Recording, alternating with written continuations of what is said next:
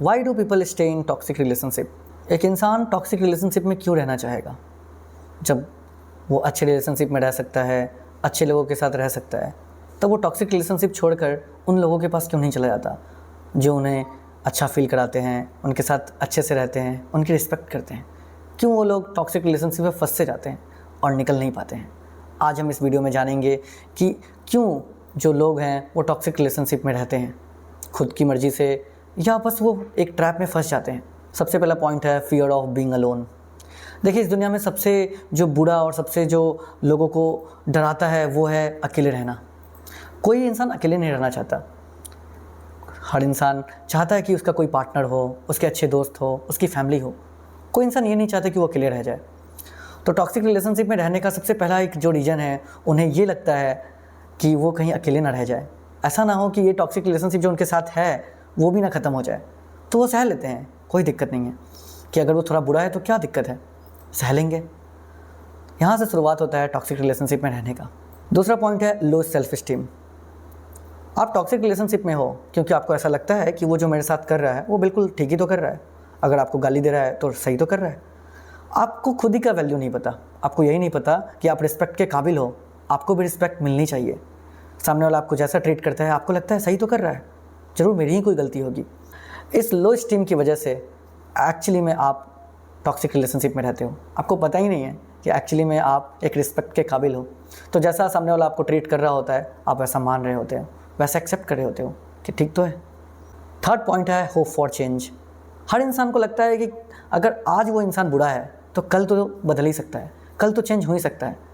क्यों ना कुछ दिन और देख लिया जाए, क्यों ना कुछ टाइम और टाइम दिया जाए उसके, क्यों ना सामने वाले को थोड़ा सा अप्रिसिएट किया जाए कि वो ठीक हो जाए। लेकिन ऐसा दिन कभी नहीं आता। सामने वाला कभी ठीक नहीं होता क्योंकि सामने वाला टॉक्सिक है। कितना भी आप उसे टाइम दे दो या कुछ भी करो उसके साथ, कितना भी समझा लो, कितना भी कम्युनिकेट कर लो, पर वो नहीं मानेगा। जो टॉक्सिक है वो टॉक्सिक है। उन्हें लगता है कि अगर आज ये बंदा मेरे साथ कुछ गलत कर रहा है या आज ये बंदा टॉक्सिक है तो कल ठीक हो जाएगा, पर ऐसा दिन कभी नहीं आता। हम वेट करते रह जाते हैं कि कल ये ठीक हो जाएगा, परसों ये ठीक हो जाएगा, पर वो दिन कभी नहीं आता। इसकी वजह से लोग टॉक्सिक रिलेशनशिप में रहते हैं क्योंकि उन्हें लगता है कि अगर आज बुरा है सिचुएशन तो क्या हुआ, हम अपने पार्टनर को कैसे छोड़ देंगे, कल क्या पता वो ठीक हो जाए, पर वो ठीक कभी नहीं होता। फोर्थ पॉइंट है इमोशनल मैनिपुलेशन। सामने वाले को अच्छे से पता है कि आपको कैसे इमोशनली करना है, इमोशनली कंट्रोल करना है। कभी कभी वो गैसलाइट करने का ट्राई करता है, आपको थ्रेटन करता है कि आप उसे छोड़ के नहीं जाओ, नहीं तो वो कुछ कर लेगा, वो मर जाएगा। लेकिन ऐसे लोग मरते नहीं हैं, ऐसे लोग आपको मारते हैं धीरे धीरे। गैसलाइट करता है क्योंकि वो ऐसा बिहेव करता है कि वही इनोसेंट है, आप गिल्टी हो, सारा ब्लेम आप पे आ जाता है कि आप ही कुछ गलत कर रहे हो, वो इंसान तो ठीक है। ऐसा सिचुएशन में आपको लगता है कि मैं ही गलत हूँ, मेरा पार्टनर सही है, तो मैं ऐसे रिश्ते को कैसे छोड़ सकता हूँ या कैसे छोड़ सकती हूँ। और ये टॉक्सिक रिलेशनशिप का जो टाइमिंग है वो बढ़ता जाता है। आपको लगता है कि जो चल रहा है शायद ऐसा ही है, हम इसे चेंज नहीं कर सकते। और जब आप ये मान ही लेते हो कि चेंज हो ही नहीं सकता तो आप चेंज के लिए ट्राई भी नहीं करोगे। फिफ्थ पॉइंट है फाइनेंशियल डिपेंडेंस। अगर आप सामने वाले पे फाइनेंशियली डिपेंडेंट हो, अगर मान लेते हैं कि फाइनेंशियली सारा आपको सपोर्ट कर रहा है, तो ऐसे सिचुएशन में वो टॉक्सिक हो या कुछ भी हो, आपको कोई परवाह नहीं है, आप उसे छोड़ नहीं सकते हो। आप सोच के भी डर जाते हो कि अगर ये इंसान नहीं रहा तो फाइनेंशियली मेरा क्या होगा। इस फाइनेंस डिपेंडेंस को सामने वाला अच्छी तरीके से समझ जाता है कि आप सामने वाले पे पूरी तरह से फाइनेंशियली डिपेंडेंट हो। अब वो टॉक्सिक हो या कुछ भी, आप तो उसके साथ रहोगे। और ये एक मेजर पॉइंट है जिसकी वजह से लोग टॉक्सिक रिलेशनशिप में रहते हैं, क्योंकि उन्हें लगता है कि क्या हो गया अगर वो सामने वाला मेरे साथ कुछ ऐसा टॉक्सिक बिहेवियर कर भी रहा है तो। अगर टॉक्सिक रिलेशनशिप भी तो क्या है, फाइनेंशियली तो सपोर्ट कर रहा है। अगर वो फाइनेंशियली सपोर्ट कर ही रहा है तो क्या दिक्कत है। 6 पॉइंट्स है सोशल स्टिग्मा। एक्चुअली में लोग क्या है ना, दूसरे से कंपैरिजन करते हैं, और हर इंसान सोशल है, सोशल एनिमल है।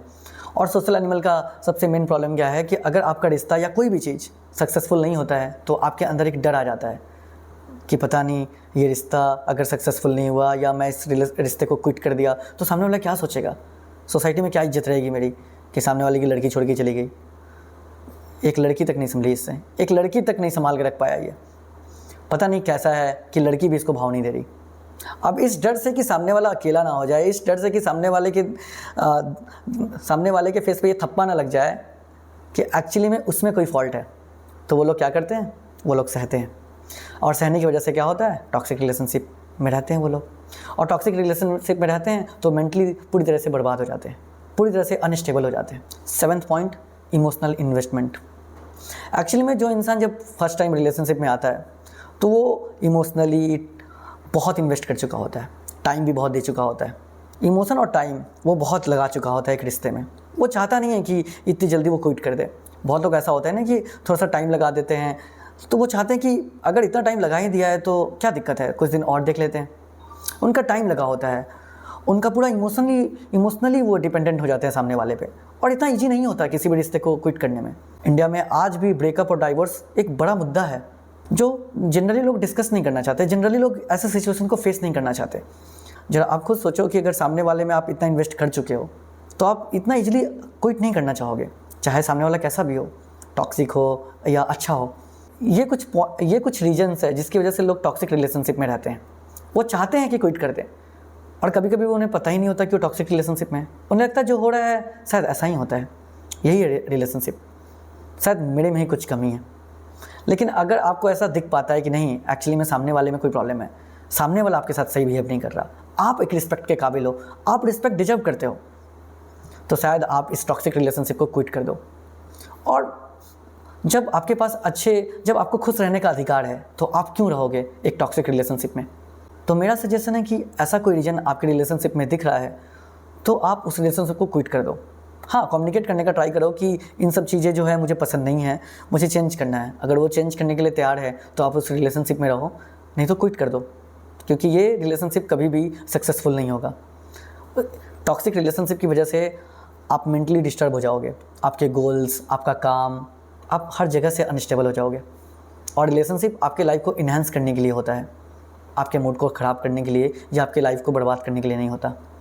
अगर ये वीडियो आपको पसंद आया हो तो आप इस चैनल को सब्सक्राइब कर सकते हो। ऐसे रिलेशनशिप टिप्स हम लोग रोज़ लाते रहते हैं। Thank you.